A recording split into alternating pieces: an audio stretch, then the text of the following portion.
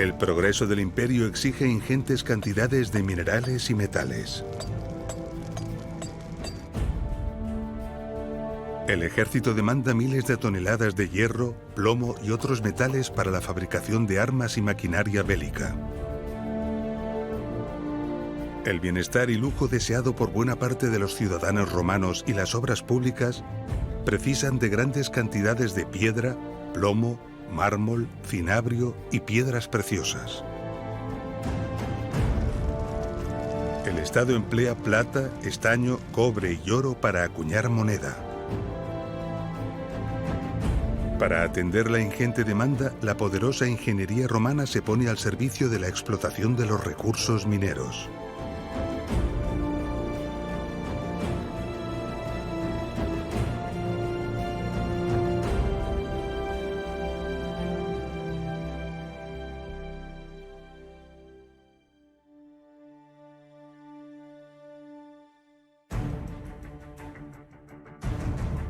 Tenemos un gran desconocimiento de la minería antigua en general y de la romana en particular.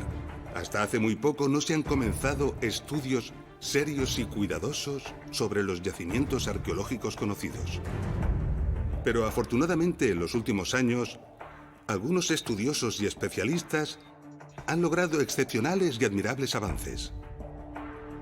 A pesar de las enormes dudas que todavía hoy nos asaltan, el conocimiento que hasta este momento se ha logrado nos ofrece una imagen de la minería romana que nunca habíamos imaginado. Para conocer cuáles fueron los esfuerzos y la extraordinaria ingeniería minera que Roma desplegó, iniciaremos un apasionante viaje por algunos de los yacimientos mineros romanos más espectaculares, todos ellos situados en la península ibérica, probablemente el territorio minero más rico del imperio. Comenzaremos por la mina de oro romana de Filiel, en el pequeño municipio de Lucillo, en la provincia de León, en el norte de España.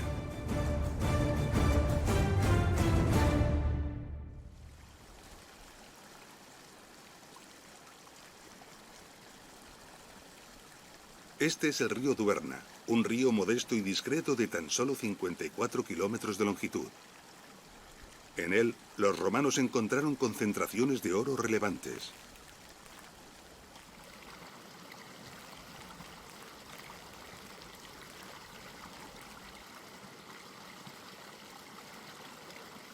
El oro se encuentra en los sedimentos del río en forma de partículas diminutas apenas visibles a simple vista. Separarlo del resto de materiales supone todo un reto, pero aprovechando la alta densidad y elevado peso del oro, los romanos concibieron un ingenioso proceso para extraerlo.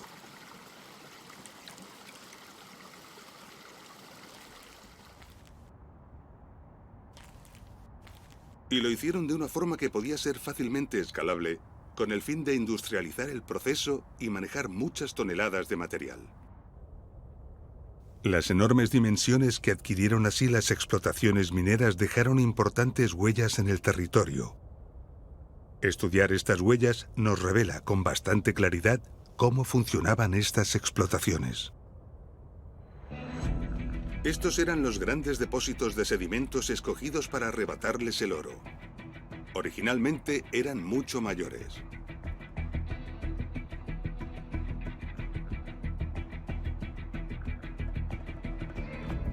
Numerosos canales traían grandes cantidades de agua hasta el frente. Podemos ver las huellas de las cárcavas excavadas por el agua.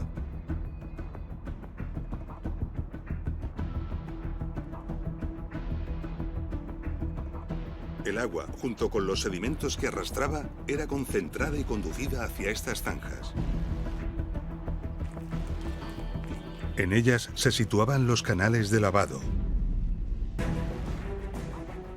En el inicio de estos canales de lavado, las rocas grandes eran retiradas manualmente y depositadas a un lado formando grandes montículos. Estos montículos hoy en día reciben el nombre de murias y son uno de los restos más característicos de los yacimientos mineros romanos de este tipo. Retiradas las rocas grandes, el agua avanzaba a lo largo del canal de lavado donde ramajes trenzados y otros obstáculos retenían las partículas de oro más gruesas. Y después, pieles de animales retenían las partículas de oro más finas. El agua, junto con el material de desecho, era dirigido valle abajo, hacia el río. La acumulación de los materiales de desecho al final de los canales de lavado es otra de las grandes huellas características que tienen este tipo de explotaciones mineras. El proceso era continuo y tremendamente eficaz. A medida que los grandes depósitos de sedimentos se disolvían, los canales de lavado eran ampliados o desplazados.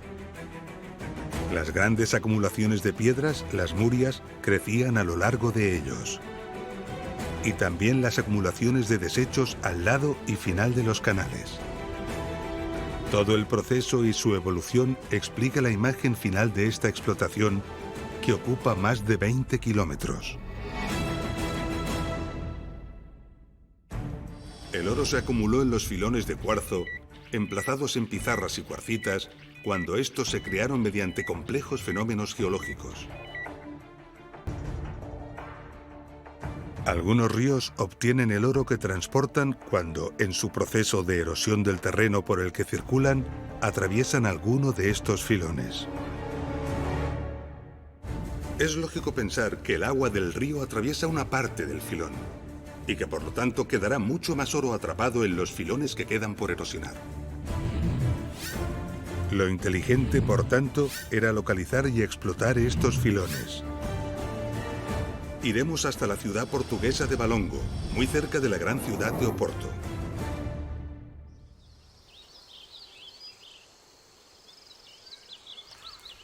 Nos encontramos en la Sierra de Pías, al sudeste de la ciudad de Valongo. Por este desfiladero transcurre el río Ferreira. En él los romanos realizaron una cuidadosa prospección y encontraron más abajo una concentración de sedimentos ricos en oro.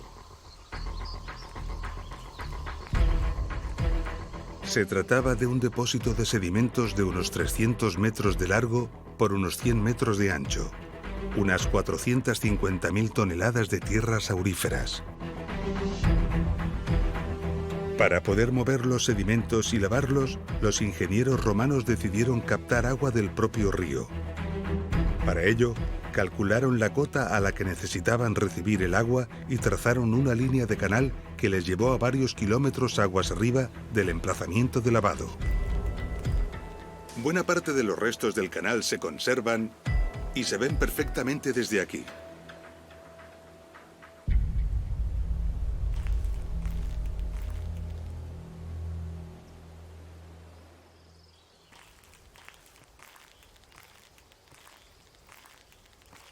Estamos andando por parte del trazado del canal ya muy destruido.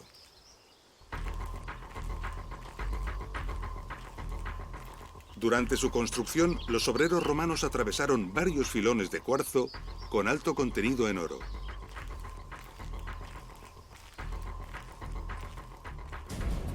Originariamente, estos filones, antes de la existencia del desfiladero, eran continuos.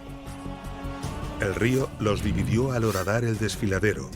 Por lo tanto, estos filones continúan en el otro margen y también fueron explotados.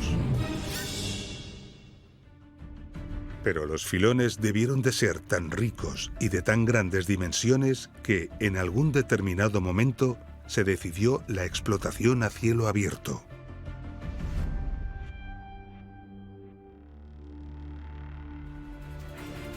Se movieron así cantidades colosales de material. Las enormes oquedades que podemos ver en la montaña delatan la magnitud.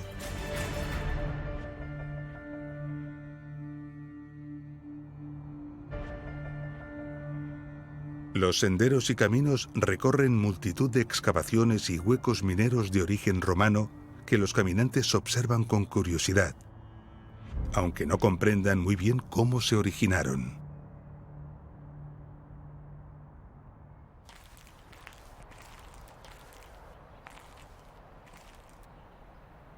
Hay una norma muy importante y bien conocida por quien hace senderismo aquí. Se recomienda encarecidamente no abandonar las sendas marcadas en ningún momento.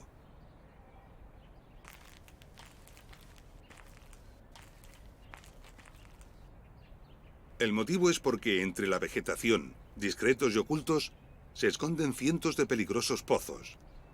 Algunos como este alcanzan los 80 metros de profundidad. Algunos de los pozos están cubiertos con una losa o están balizados, pero la mayor parte de ellos están al descubierto y representan un enorme peligro para aquellas personas que anden fuera de las rutas señalizadas.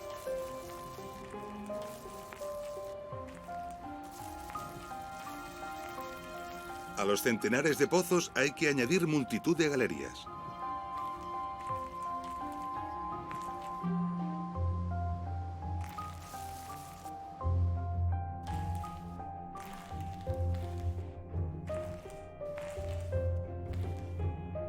Muchas de estas galerías, tras cientos de metros de recorrido, llevaban a grandes huecos de explotación.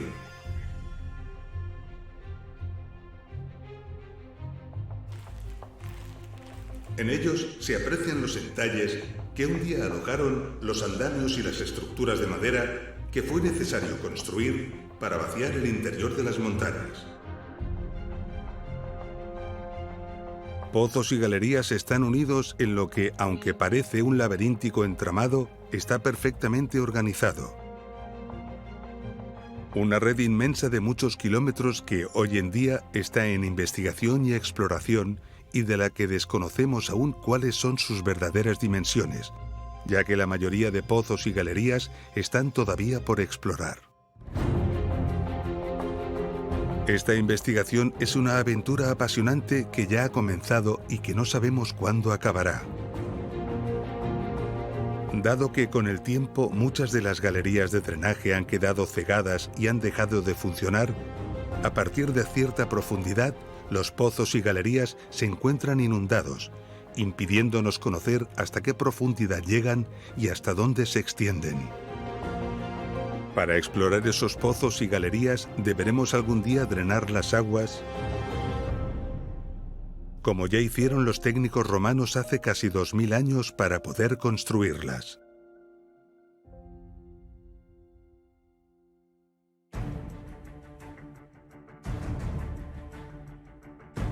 El colosal complejo minero de Valongo lo forman cientos de pozos y kilómetros de galerías que se extienden en un territorio de unos 50 millones de metros cuadrados, el equivalente a unos 5.000 campos de fútbol. Sobrecoge pensar en el trabajo humano que debió ser invertido para perforar a mano los innumerables pozos y galerías y para arrancar y mover los millones de toneladas de material.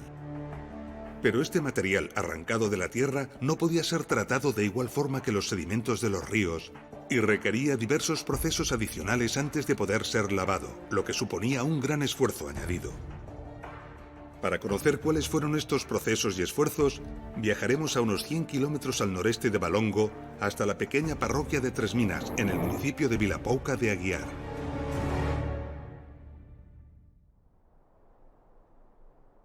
Tres Minas es un lugar que no se encuentra de paso a ningún lado y que sufre el fenómeno generalizado de la despoblación rural. Su densidad de población no supera los 10 habitantes por kilómetro cuadrado. Sin embargo, en Tres Minas se encuentra uno de los yacimientos mineros antiguos más importantes que está comenzando a atraer a un gran número de visitantes. La visita al complejo minero de Tres Minas comienza en este mirador. Desde aquí podemos ver la Corta de Ribeiriña.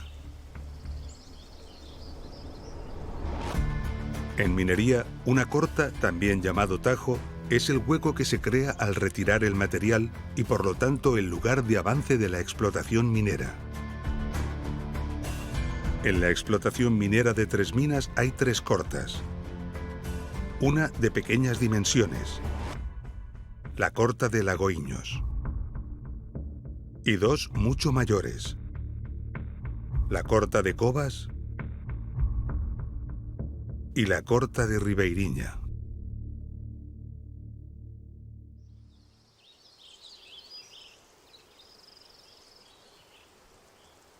Desde el interior de la Corta de Ribeiriña podemos hacernos una idea de la cantidad de material que de ella fue retirado. El estudio de los restos de canales de agua que llegan hasta lo alto de esta corta nos indica que grandes cantidades de agua fueron empleadas para el lavado y procesado de los materiales al comienzo de la explotación. Algunos estudiosos apuntan que el agua quizás también pudo emplearse para ayudar en el avance de los frentes de las cortas y ofrecen algunas teorías. Una de ellas propone que sobre fisuras naturales inteligentemente escogidas se colocarían cuñas de madera. Estas se mojarían de forma que, al hincharse la madera, aumentarían su volumen rompiendo la roca. Otra teoría indica que quizás pudieron hacerse grandes hogueras para que las rocas de la base adquirieran altas temperaturas para luego, en un momento determinado, provocar un choque térmico dejando caer sobre ellas grandes cantidades de agua, rompiendo así la roca y facilitando las labores de desmonte. Hay técnicos y estudiosos que no confían en estas teorías y opinan que el agua solo se utilizó para el lavado de los materiales, dejando el avance de la corta a otras técnicas de excavación manual. Y de esta forma la investigación sigue abierta. En cualquier caso, lo que es seguro es que grandes cantidades de agua se hicieron llegar hasta estas cortas a través de canalizaciones bien planificadas y construidas. De la misma manera, sabemos que fue preciso desalojar importantes cantidades de agua. Esto lo delatan varias galerías como esta, cuya evidente misión era evacuar el agua fuera de la corta y dirigirla hacia el valle. La forma curiosa de esta galería responde al avance de la explotación. A medida que la corta avanza en profundidad, se perfora una galería a una cota determinada para desalojar el agua. Cuando la profundidad de la corta se incrementa, se hace necesario adaptar la galería o incluso hacer una nueva. El resultado final ofrece la curiosa imagen que actualmente tiene esta galería.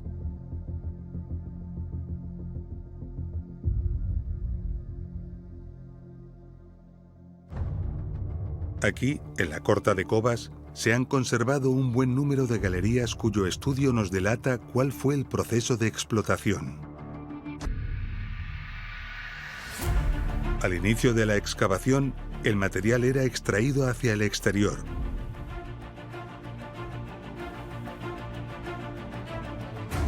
A medida que la explotación avanzaba, sacar el material en vertical se hacía más difícil, por lo que, en un momento dado, se abrieron galerías para sacar el material en horizontal. Pero cuando la corta se hizo aún más profunda, se decidió construir una gran galería de extracción que permitiera transportar el material hacia el valle. El lugar más adecuado donde construir unas grandes instalaciones para procesar el material.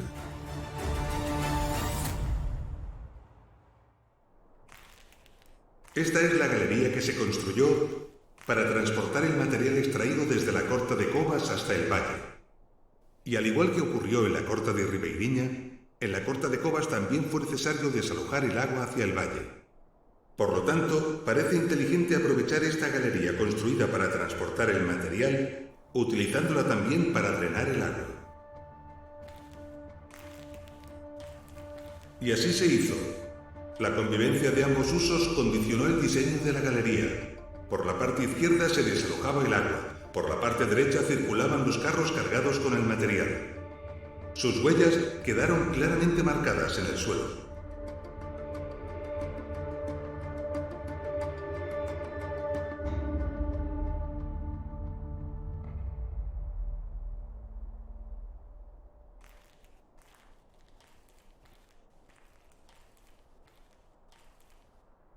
En este punto de la galería, probablemente para reforzarla, se construyó este pilar.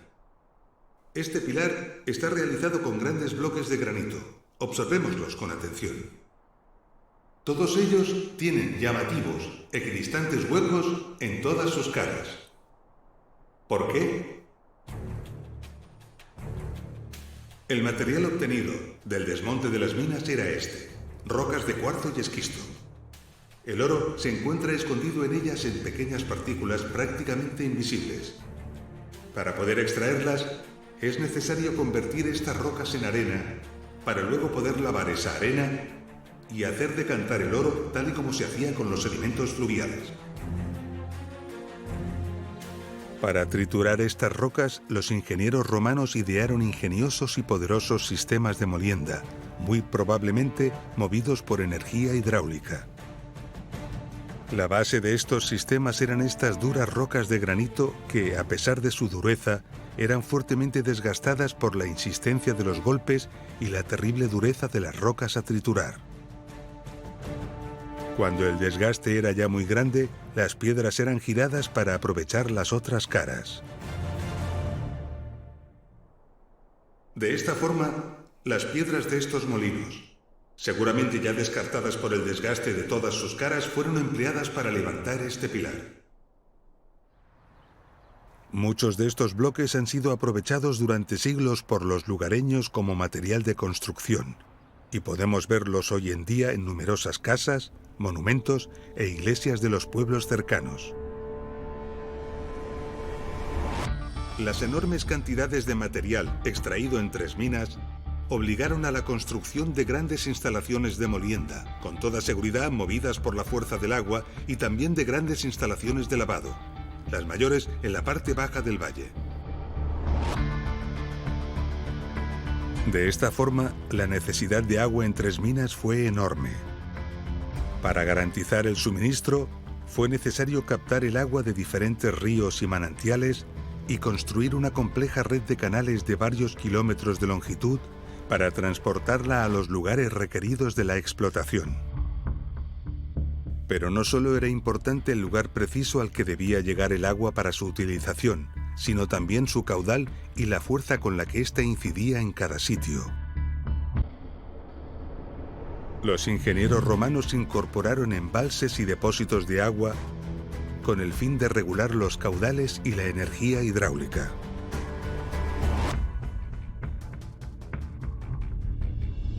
Como hemos visto, los esfuerzos para llevar grandes cantidades de agua hasta las minas fueron considerables, pero también fueron considerables los esfuerzos para extraer el agua fuera de ellas.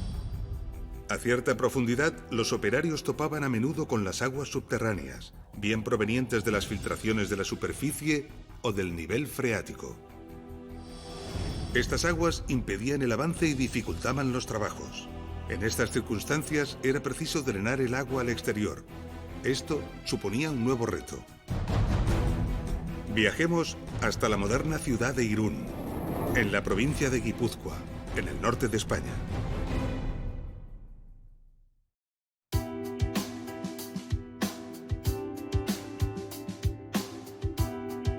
Irún es la mayor población de la bahía de Chingudi, el nombre con el que la gente del lugar llama al bello estuario del río Bidasoa.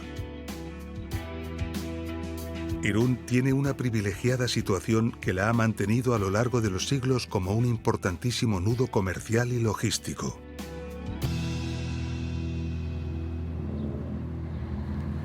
En 1969 se descubrieron aquí, en Irún, importantes restos arqueológicos romanos. En 1992 aparecieron los restos del puerto romano.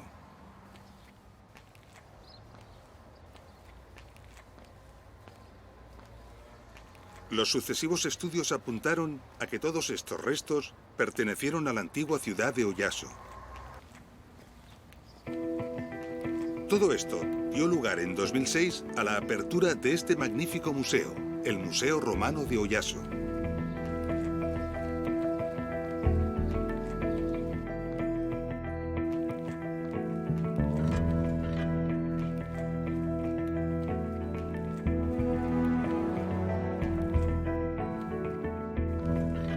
Todo el territorio de Guipúzcoa, la provincia donde se encuentra Irún, ha tenido hasta hace muy poco una intensa actividad minera.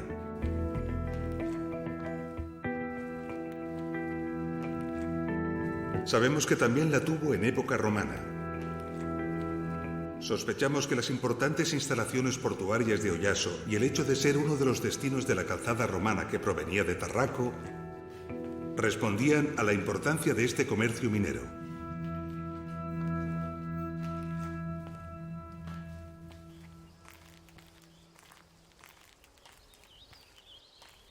Una de las explotaciones mineras cercanas a Oyaso son las llamadas minas de Arditurri. Se sospecha que este complejo minero comenzó a explotarse antes de los romanos y siguió explotándose en otras épocas, incluso en época contemporánea, ya que la explotación finalizó en 1984. De Arditurri se ha extraído plata, plomo, hierro, zinc y fluorita. Los numerosos restos de las explotaciones mineras de todas las épocas ofrecen aquí un paisaje minero impresionante.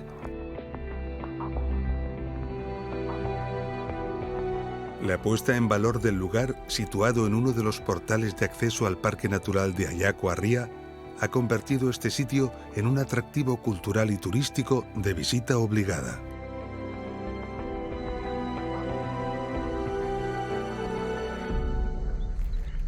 En Arditurri se han habilitado unos 800 metros de galerías para visita al público, permitiendo al visitante hacer un apasionante viaje en el tiempo.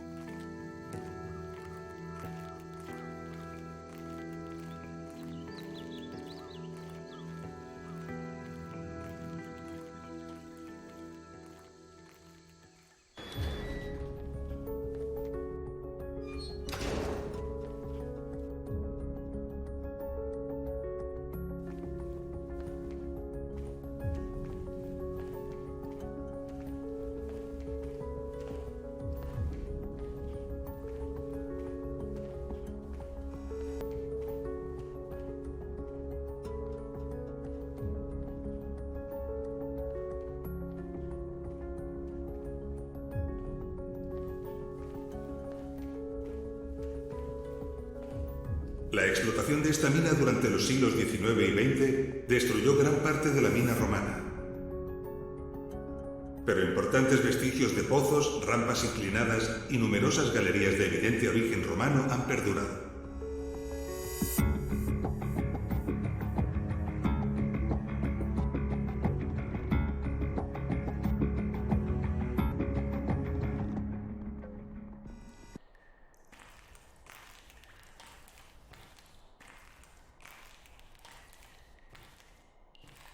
Estamos ahora en la parte romana de la mina de Arditurri. Y en esta zona podemos encontrar un elemento muy característico de algunas explotaciones romanas. Se trata de las cúpulas de torrefacción. Aquí podemos ver la curiosa forma cóncava de una de ellas.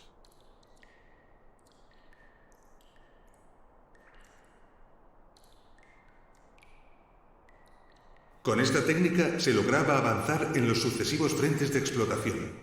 Y aquí tenemos un buen ejemplo con las características paredes lisas y restos de calcinación.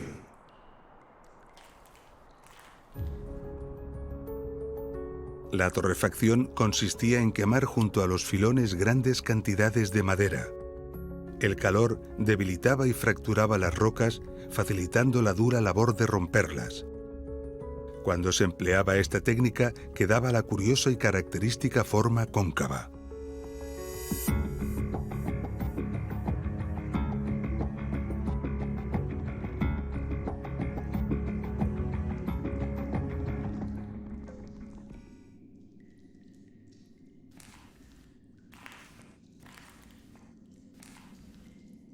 Esto es una galería de prospección. Las galerías de prospección se tallaban muy inclinadas para intentar localizar los filones, es decir, las vetas de mineral. Para salvar el desnivel, se tallaban escalones en la base.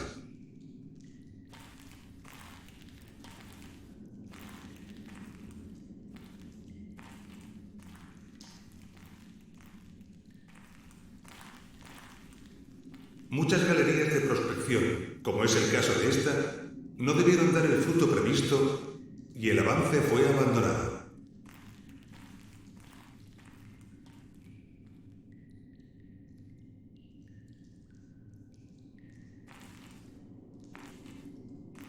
Pero muchas otras, como esta, alcanzaron filones de provecho. Cuando esto ocurría, los trabajos continuaban con la apertura apertura de una nueva galería desde el exterior, con el objeto de poder transportar el material fuera de la mina con comodidad.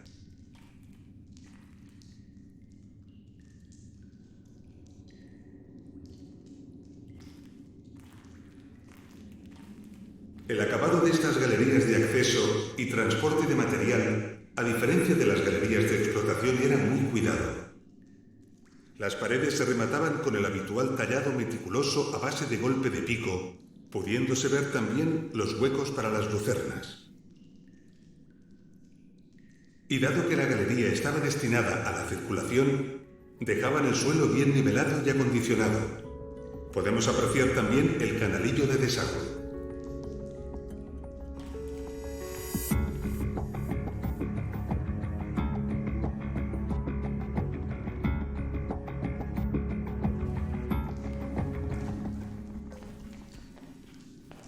Estamos descendiendo a la parte visitable más profunda de la mina de Arditurri, a unos 15 metros por debajo de la galería principal de acceso.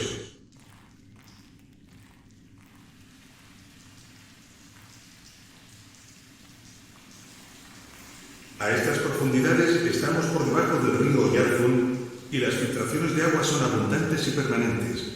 Por lo tanto, estas galerías deberían estar inundadas. No encontrarlas inundadas sorprendió mucho a los ingenieros modernos, quienes buscaron la explicación a este misterio. Necesitaban saber qué extraño fenómeno hacía que el agua desapareciera.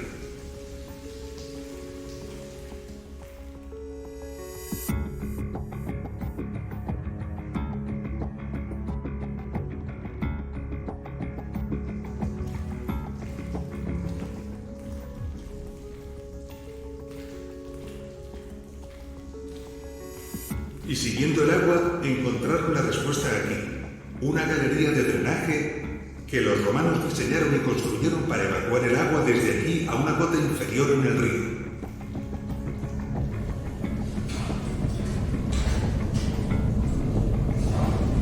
Gracias a ella, gran parte de la mina, la parte más rica del filón, no quedaba inundada y podía ser explotada. Al fondo, el ruido delata la gran cantidad de caudal y presión que llega a alcanzar el agua al final de la galería.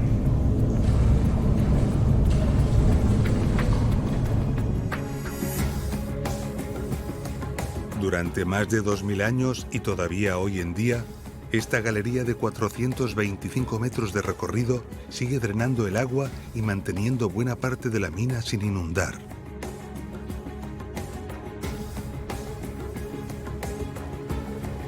Durante siglos, los lugareños se refirieron al agua que de ella salía como una potente fuente natural de agua subterránea, sin sospechar su autoría romana ni su proveniencia de la mina.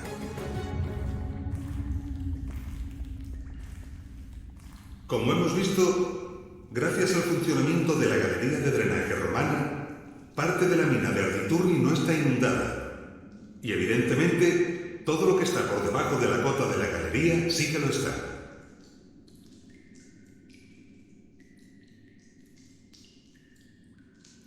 La explotación moderna de la mina de Arditurri avanzó por debajo de este nivel gracias a que disponían de máquinas modernas para bombear y evacuar el agua. Pero ¿cuál fue la sorpresa de los ingenieros modernos cuando descubrieron que también había evidencias de explotación romana mucho más abajo? Al menos 25 metros más abajo. ¿Cómo lo hicieron?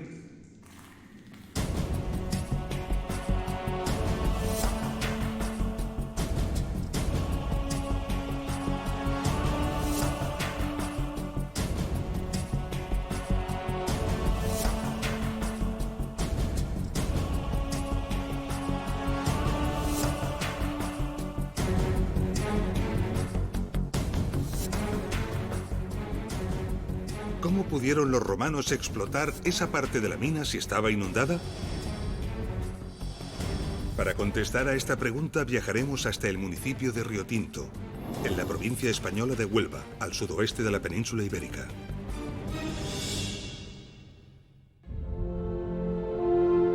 El municipio de Minas de Riotinto se encuentra en una zona geológica única e imponente.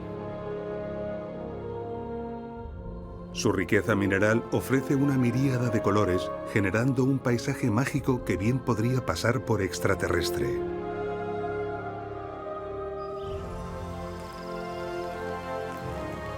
El municipio recibe su nombre del río que lo atraviesa, el río Tinto, conocido por el tinte rojizo de sus aguas.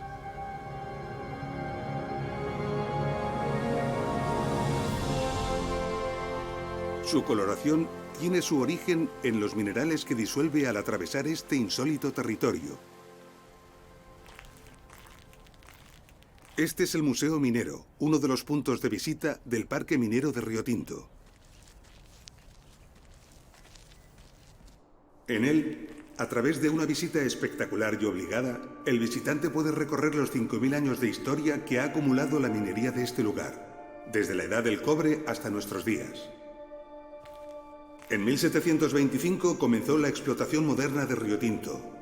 En el siglo XX, Río Tinto llegó a tener 16.000 trabajadores y 149 locomotoras que transportaban el mineral al cercano puerto de Huelva para embarcarlo rumbo a Inglaterra. En junio de 1886, los trabajos modernos de explotación a cielo abierto toparon con una misteriosa y sofisticada rueda de madera enterrada.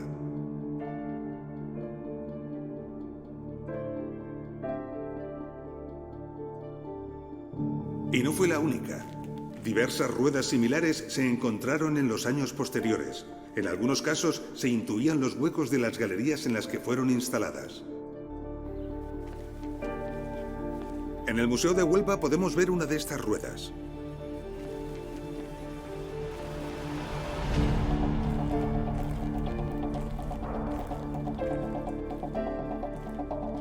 Se trata de un ejemplar que se ha conservado casi entero. Esta rueda está construida completamente de madera, con la excepción del eje, que es de bronce. Tiene 4,20 metros de diámetro y 50 radios, y cuenta también con 25 cangilones o cajones. Los especialistas han quedado fascinados por la habilidad que sus constructores tuvieron para la selección de los distintos tipos de madera, la gran maestría en el corte y unión de las piezas y la cuidadosa numeración empleada para su ensamblado.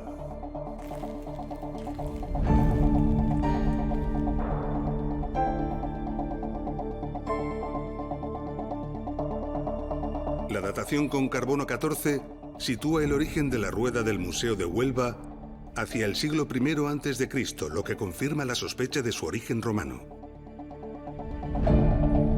Se han encontrado en el área de Río Tinto restos de más de 40 de ellas.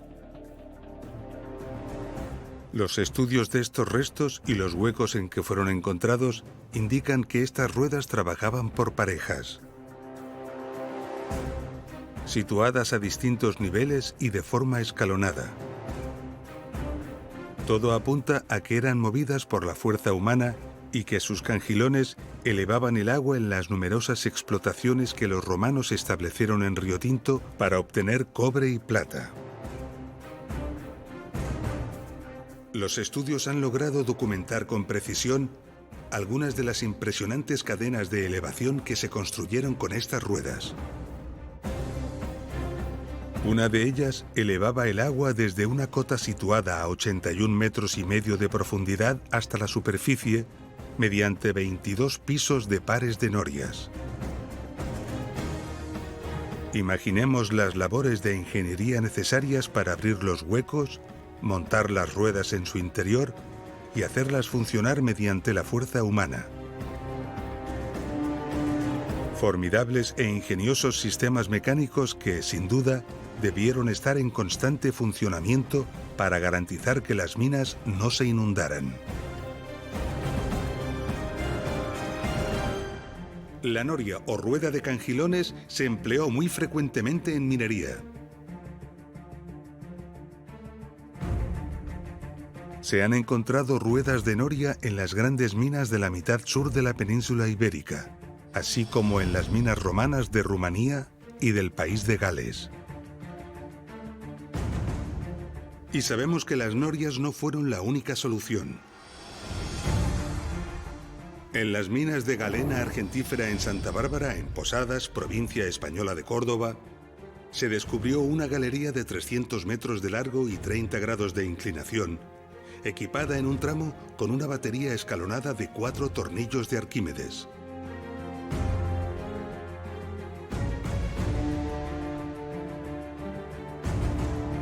En la cantera Emilia, en la provincia española de Murcia, y en las minas de Sotiel, en la provincia española de Huelva, se encontraron bombas impelentes de doble pistón.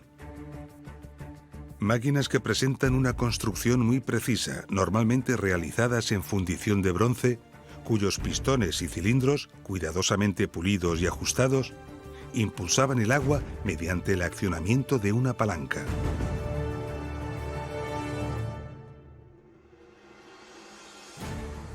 Y esta es sin duda la respuesta a la pregunta de cómo pudieron los romanos explotar la mina de Arditurri por debajo de la cota del canal de drenaje. Los ingenieros romanos debieron diseñar y construir uno o varios sistemas de achique de agua para poder avanzar bajo la cota de inundación. Como hemos visto, la planificación de los complejos mineros subterráneos supuso a los ingenieros romanos una tarea tremendamente compleja y difícil.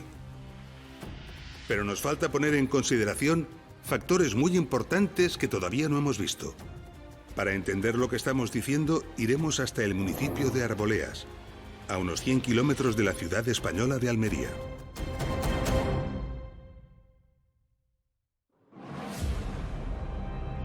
Arboleas tiene unos 6.000 habitantes y es uno de los pocos municipios del bello valle de la Almanzora que logra crecer gracias a una acertada estrategia de futuro. Pieza fundamental de esta estrategia es la puesta en valor de sus minas romanas. Nos encontramos en Arboleas, que está abriendo al público la mina romana del Espejuelo.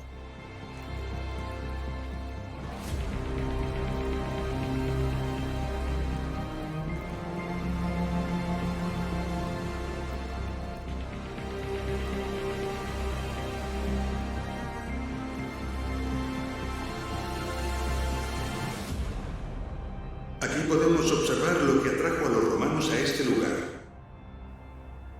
Piedra selenita. Los romanos valoraban mucho estos grandes cristales de yeso.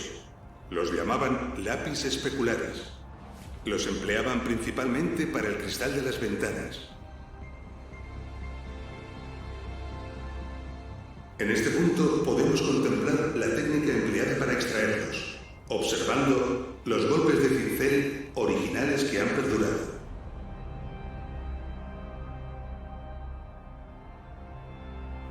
Los mineros rebajaban la roca que rodeaba los cristales con golpes de precisión, aumentando el número de estos golpes en los lugares clave. Una vez que el cristal quedaba expuesto, golpeaban en los laterales para desprenderlo.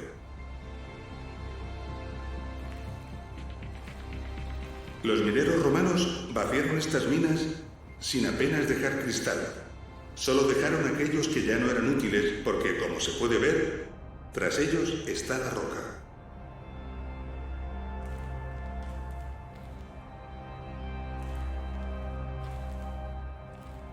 Podemos ver aquí, sin embargo, una gran cantidad de lapis specularis que no fue extraída. ¿Por qué? La respuesta a esta pregunta es la que principalmente nos ha traído hasta aquí. La presencia de esta gran pieza de lapis specularis responde a un cálculo intencionado y fue dejada aquí por un motivo muy importante. Esta pieza sostiene la bóveda de la cavidad. Sin ella, gran parte del techo se vendría abajo. No planificar bien estos aspectos podría significar la muerte de los mineros.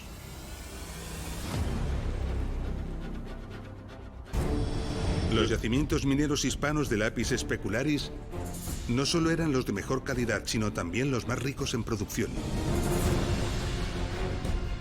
Para hacernos una idea de las cifras que se llegaron a manejar, viajaremos hasta el municipio de Osa de la Vega, en la provincia de Cuenca, en el centro de la península ibérica.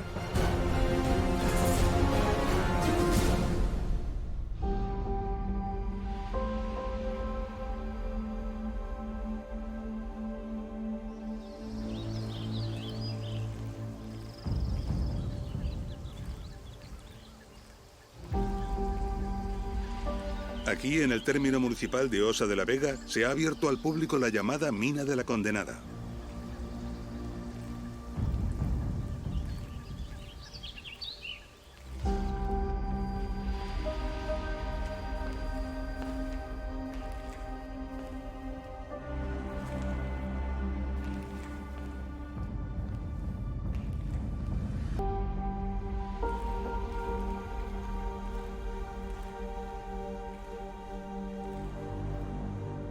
La Mina de la Condenada presenta una trama laberíntica, pero perfectamente calculada.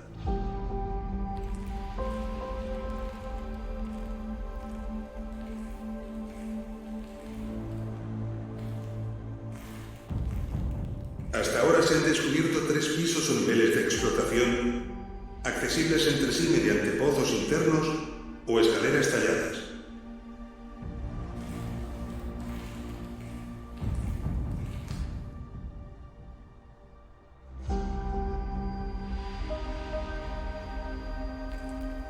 También hay galerías y rampas que intercomunican los distintos niveles.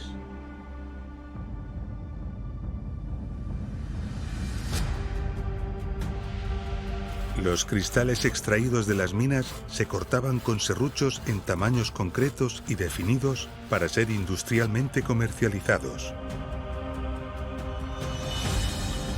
Por la naturaleza de los cristales, que se forman en estratos muy finos, podían ser fácilmente exfoliados en láminas de distintos grosores con hábiles golpes laterales.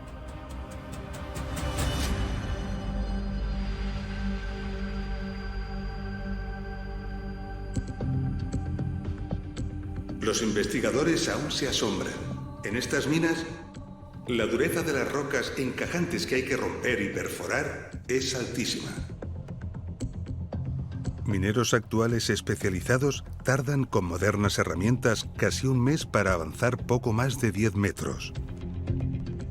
Las modernas brocas de diamante salen literalmente abrasadas. Y el alcance y la dimensión de las minas ha superado lo imaginable, alcanzando hasta el momento una extensión de unos 150 kilómetros a lo largo del territorio. ¿Cómo pudieron los mineros romanos perforar kilómetros y kilómetros de galerías y pozos en rocas de tal dureza con herramientas de hierro? Esto es algo realmente impresionante. Las cifras que arrojaron la minería romana en este lugar fueron colosales. En el epicentro de estos 150 kilómetros conocidos de explotaciones mineras, había una ciudad dedicada a gestionar todo este comercio. Segóbriga. La visita a Segóbriga supone un fascinante viaje en el tiempo. Sus restos confirman su grandeza y la importancia que tuvo el comercio de lapis specularis en su territorio.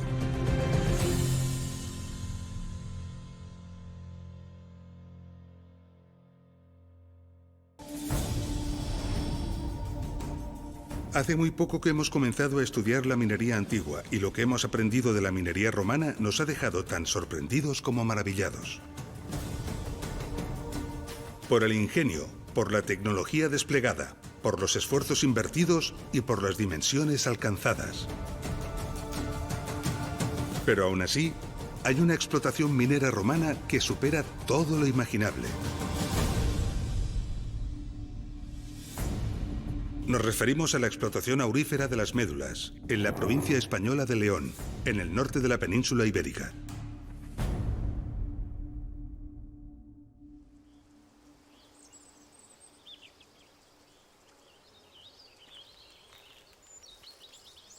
Si recordamos, en la mina de Filiel el río Duerna acumuló en una parte concreta de su recorrido sedimentos ricos en oro.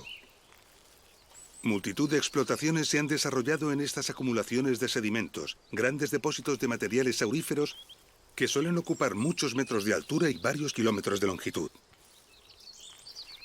Algo similar ocurrió en este lugar hace millones de años. Un gran río, o varios, acumularon aquí muchos sedimentos ricos en oro.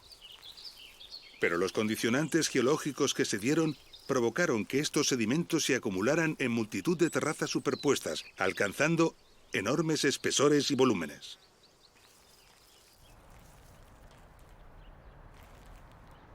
Cuando los romanos llegaron a este lugar se enfrentaron con esta imagen. Grandes montañas formadas por enormes cantidades de sedimentos ricos en oro. Un lugar para sacar toneladas de este preciado metal. Pero el reto era imponente porque ¿cómo demoler y disolver montañas enteras? Los ingenieros romanos se enfrentaron al reto y concibieron un plan tan ingenioso y ambicioso que rozaba lo imposible, un plan colosal. El plan consistía primero en deforestar la zona y después en desmoronar todas las montañas que contuvieran oro, comenzando por las más bajas del valle para avanzar después hacia las más altas. En lugares estratégicos se procedió a perforar las montañas creando una red interna de galerías. Esta red estaba cuidadosamente calculada con el objetivo de debilitar la montaña. Mientras se perforaba la red de galerías, se construyeron depósitos para acumular enormes cantidades de agua en sitios elevados. Para llenarlos, se localizaron potentes fuentes de agua en ríos y arroyos que debían estar a cotas más altas. Esto obligó a captar el agua a muchos kilómetros de distancia. Para ello, se calcularon y construyeron varios canales de largo recorrido. Finalizada la red de galerías, los depósitos se llenaban y vaciaban sucesivamente, liberando así una enorme cantidad de agua. El caudal y la alta velocidad dotaban al agua de una gran energía destructiva que acababa provocando una tremenda erosión y presión en el interior de la montaña. Todo estaba perfectamente calculado para que la montaña colapsara.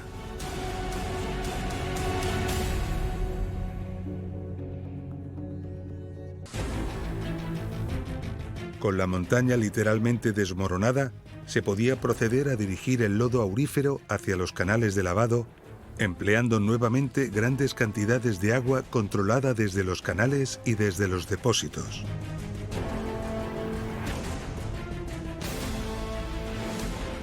Una vez extraído el oro, los residuos se acumulaban en grandes zonas ocupando valles enteros, lo que dio lugar a la creación de un lago artificial. A continuación, se seguían derribando los sectores adyacentes empleando la misma técnica. Y agotadas las montañas de un mismo nivel, se continuaba con las montañas del siguiente nivel más arriba. Las cotas a las que debía llegar el agua eran cada vez más altas y para llevar el agua hasta ellas se requería de nuevas fuentes de agua, cada vez más distantes. Así, a medida que se avanzaba, la red de canales y las longitudes de estos crecían de forma considerable.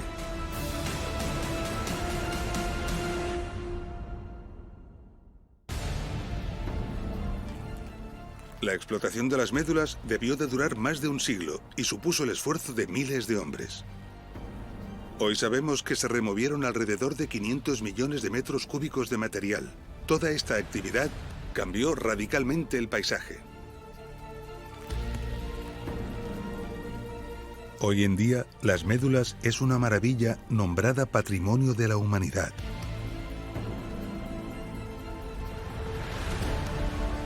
Un símbolo de la obstinación y de la capacidad del esfuerzo y del sacrificio del ser humano. La visita a las galerías y oquedades que han perdurado sobrecoge. Pero es cuando se explica convenientemente, cuando se comprende la obra de ingeniería que fue necesaria y los colosales esfuerzos que fueron invertidos, cuando la fascinación y el asombro se convierten en admiración extrema y entendemos lo que se ve. La huella de los canales ha quedado registrada en el territorio. Gracias a ellas sabemos que algunas fuentes de agua se encontraban a más de 140 kilómetros. Que las pendientes de estos canales se mantienen constantes. y que la longitud conjunta de todos los canales superó los 650 kilómetros. Las Médulas es considerada la mayor explotación minera de la antigüedad, pero al este de las Médulas se encuentra un poderoso competidor. En el municipio de Villagatón, al sur de la localidad de Montealegre, los investigadores están excavando una espectacular galería minera romana de 140 metros de longitud y de cuidadoso acabado. Los estudios apuntan a que esta galería pertenece a un conjunto de explotaciones mineras situadas en la Sierra del Teleno. Un gigantesco complejo minero planificado en su conjunto, al que también pertenecería la explotación de Filiel. De confirmarse, podría superar al de las Médulas en el material procesado y en el oro obtenido, superando de nuevo todo lo concebible y lo imaginable. Estamos al final de nuestro episodio. En él hemos comprendido la importancia que la minería tuvo para el comercio y la prosperidad del Imperio Romano. Hemos visto las colosales dimensiones que alcanzaron muchas de sus explotaciones mineras, los inmensos esfuerzos y la enorme cantidad de trabajo humano que en ellas se invirtió.